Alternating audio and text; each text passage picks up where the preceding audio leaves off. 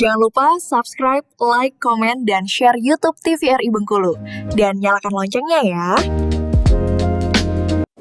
Pemirsa, terima kasih Anda masih bersama kami dalam Dokter Kita bersama Kita Sehat dengan tema kita hari ini membahas mengenai creeping eruption, waspadai jejak merah.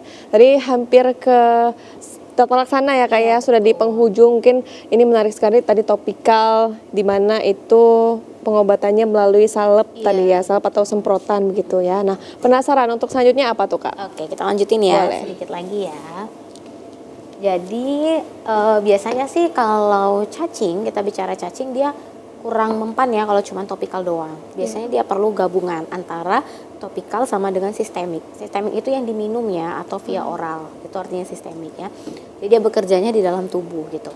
Nah, kalau sistemik kita sama ngasihnya antihemeltik tadi seperti yang sudah disampaikan oleh Dr. Wenti, obat cacing. Kalau ibu-ibu masih ingat dulu anaknya waktu SD sering ada pembagian tablet cacing dari puskesmas. Nah, sama itu juga penggunaannya. Mungkin dari segi dosis atau kadarnya nanti yang berbeda dan itu harus tetap dikonsultasikan ke dokter di fasilitas kesehatannya ya. Nah, jadi biasanya kita pakai itu yang kombinasi sih Jul. Karena biasanya pasiennya juga datang sudah banyak ya lumayan lesinya. Jarang kalau baru dia muncul kayak hari pertama tadi dia biasanya belum ada keluhan. Jadi pasien juga nggak ngerasa bahwa itu adalah cikal bakal lesi creeping eruption. Tapi ketika dia sudah banyak makanya kita perlu kombinasi topikal dengan sistem. Ini yang kombinasi termasuk yang tadi ya infeksi sekunder tadi ya Dok. Nah, kalau infeksi sekunder biasanya kita lihat dulu kalau dia cenderung ada kecurigaan infeksi bakteri malah kombinasinya dengan antibiotik juga. Ini tergantung pada case-nya nanti. Ya. Salepnya juga mungkin akan bertambah entah salep antibiotik atau salep radang. Kemudian pencegahan paling penting sebenarnya adalah menghindari ya.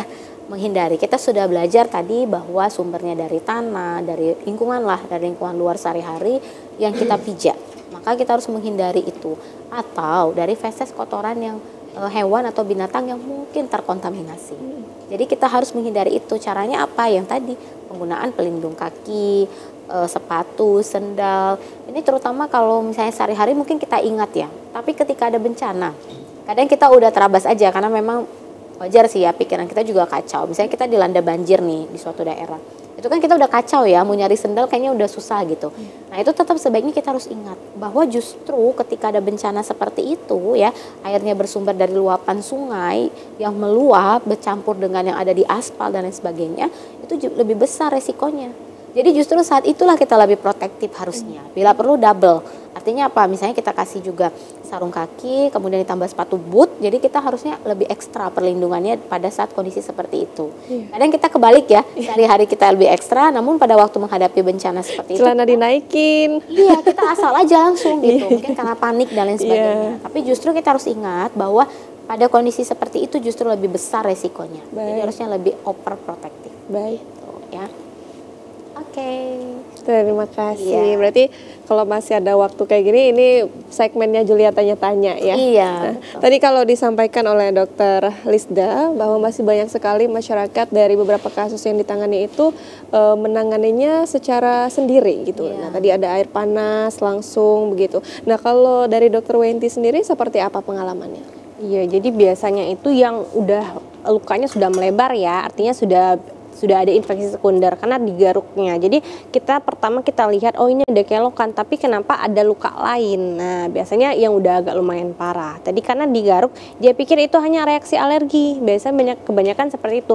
Karena reaksi alergi digaruk-garuknya aja, akhirnya jadi sudah muncul luka biasanya. Makanya tadi penting untuk dilakukan pemeriksaan lagi ya Dok ya. Jadi mungkin terapinya tidak hanya sebatas obat cacing atau antihelminthes, mungkin akan kombinasi dengan pengobatan infeksi sekundernya. Kemudian biasa beberapa juga dikasih daun-daunan, minyak-minyakan, minyak tawon ya, minyak apa segala macam ya. Jadi kadang dia sudah muncul infeksi sekunder yang disebabkan karena iritasi.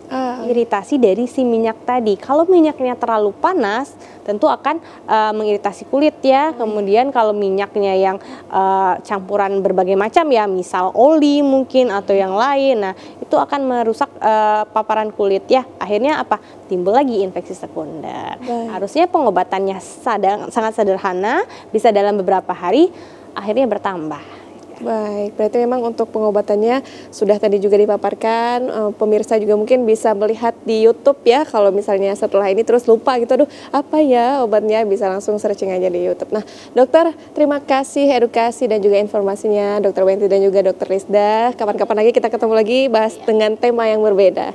Baik, pemirsa itu tadi informasinya, semoga menambah wawasan kita ya untuk lebih mawas diri, menjaga diri dan juga mengingatkan keluarga kita untuk terus menjaga lingkungan agar tetap bersih supaya kita juga terhindar dari berbagai macam penyakit. Akhirnya pemirsa, saya Julia Hartanti mewakili seluruh kerabat kerja yang bertugas pamit undur diri. Sampai jumpa di Dokter Kita berikutnya. Tetap semangat dan sehat selalu.